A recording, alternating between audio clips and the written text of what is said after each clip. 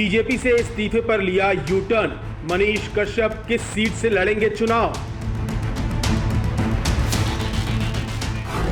क्या योगी आदित्यनाथ की तारीफ कर मनीष कश्यप दे रहे हैं बड़ा संकेत? मनीष कश्यप ने क्यों शेयर किया योगी आदित्यनाथ का पुराना वीडियो? उसी लड़के को बिठाए हुए हैं, जो मार खा रहा है उसी को आप बिठा रहे हैं। एक थाने में आपके यहाँ बिठाया बैठा हुआ है ना, एक दूसरा आपको ये भी मालूम है कि 24 घंटे ज्यादा आप किसी को नहीं बिठा सकते। आपने बिठाया हुआ है दिनेश जायसवाल, ये पूर्व प्रधान है।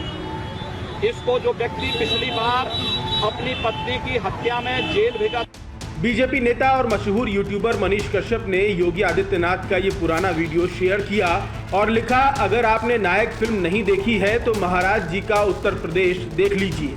कुछ महाराज जी एक नट पर जहाँ चोरी हुई है, साहब के दरोगा जाके तहकीकात कर चुके हैं, लेकिन अभी तक एफआईआर में एक महिला आई है मेरे से, मैंने ये इससे 3000 रुपया कोई सिपाही लिया।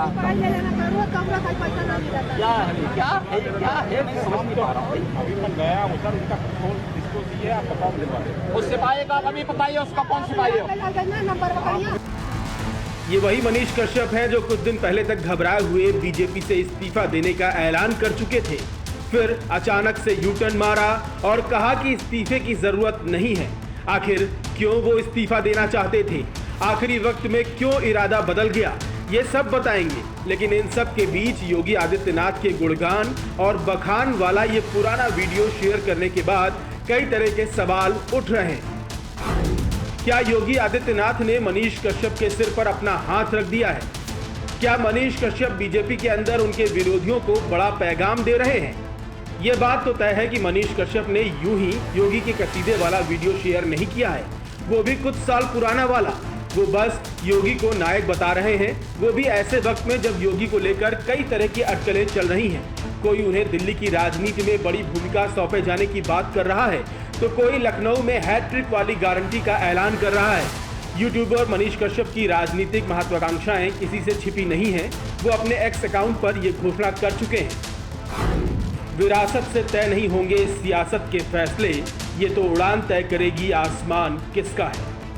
तो क्या पश्चिमी चंपारण के चनपटिया से आने वाले मनीष कश्यप ने अपने लिए बिहार चुनाव में बड़ी भूमिका की जमीन तैयार करनी शुरू कर दी है? हाल के दिनों में एक इंटरव्यू में जब उनसे पूछा गया कि क्या वो आगामी बिहार विधानसभा चुनाव लड़ने जा रहे हैं, तो उन्होंने कहा, हाँ, ये तय है कि मैं विधानसभा चुनाव लड़ रहा हूँ।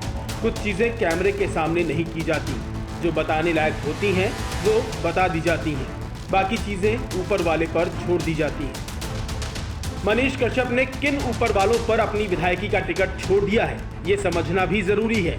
यूट्यूब के माध्यम से भ्रष्टाचार, प्रशासनिक नाकामी और विकास की दुर्दशा जैसे विषयों को जोर शोर से उठाने वाले मनीष कश्यप के दुश्मनों की कमी नहीं है। बिहार बीजेपी के अंदर भी कई लोग नहीं चाहते कि इतना बेबाक युवा पार्टी के अंदर बड़ी भूमिका हासिल करे। ऐसे में योगी आदित्यनाथ जैसे दबंग नेता की तारीफ कर मनीष कश्यप ने बड़ा दांव चल दिया है। वो नायक योगी के भरोसे लगता है अपनी सियासी पारी का ताना बाना बुनने में लगे हैं। कुछ महीनों पहले मनीष कश्यप और योगी आदित्यनाथ एक दिव्यांग कैंटीन के उद्घाटन के दौरान साथ नजर आए थे। आपको शायद याद हो कि अभी हाल ही में सारण जिले में मनीष कश्यप के यूट्यूब चैनल सच टॉक समेत 11 यूट्यूब चैनल पर एफआईआर की बात आई थी, जिसके बाद घबराहट में उन्होंने बीजेपी से इस्तीफा देकर गिरफ्तारी देने की तैयारी कर ली थी। हालांकि बाद में मामला सुलझ गया, लेकिन सवाल तब भी उठ रहे थे। जब मनीष कश्यप के यूट्यूब चैनल पर सवाल उठे तो पार्टी ने साथ क्यों नहीं दिया? मनीष कश्यप के इस्तीफे की कहानी और फिर यू टर्न वाली मिस्ट्री क्या है? क्या बिहार बीजेपी में कुछ लोग मनीष कश्यप को ज्यादा पसंद नहीं करते? आपको याद दिला दें कि मनीष कश्यप ने 2020 के बिहार विधानसभा चुनाव में चनपटिया सीट से निर्दलीय उम्मीदवार के रूप में चुनाव लड़ा था, जिसमें उन्हें करीब 9000 वोट हासिल हुए थे। हालांकि वे चुनाव नहीं जीत सके, लेकिन उनकी राजनीतिक महत्वाकांक्षाएं स्पष्ट थीं। अब वो बीजेपी के साथ हैं और पार्टी से टिकट हासिल करने की जी तोड़ कोशिश कर रहे हैं। उन्हें मनचाही सीट मिलेगी या नहीं, ये इस बात पर निर्भर करता है कि योगी जैसे कितने कद्दावर नेताओं का आशीर्वाद वो हासिल करने में कामयाब रहते हैं।